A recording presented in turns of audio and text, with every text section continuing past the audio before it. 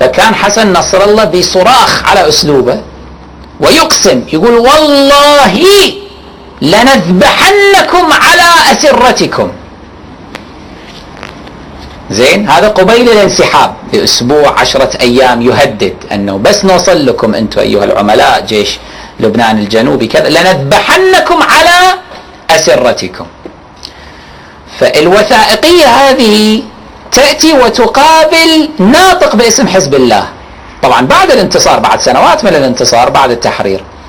فقال، إلى الآن أتذكر نص كلامه هذا، قال أنه السيد حسن قال هذا الكلام للحرب النفسية، وإلا ما كان واقع، ما كنا راح ننفذه أبدا، يعني ما كنا راح نذبح أحد من هؤلاء، نعتقلهم، نحاكمهم، نقدمهم للمحاكمة صحيح، بس هو أراد أن يرعبهم نفسيا حتى الكل ينسحب، حتى يضعف القوة الشخصية.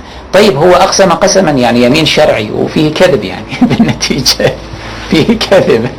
هسه أدري شنو راح يقولون، الحرب خدعة وما أدري شنو. إحنا شطار لما نريد، شوف لما نريد إحنا أنه نبرر لأنفسنا المعاصي، إحنا شطار جدا جدا، شطار وأذكياء، وخاصة المعممين ما شاء الله، شياطين تدب على الأرض إذا كان فيه مصلحتهم، يعني ما شاء الله شياطين تدب على الأرض، ما شاء الله شياطين تدب على الأرض، ما شاء الله شياطين تدب على الأرض.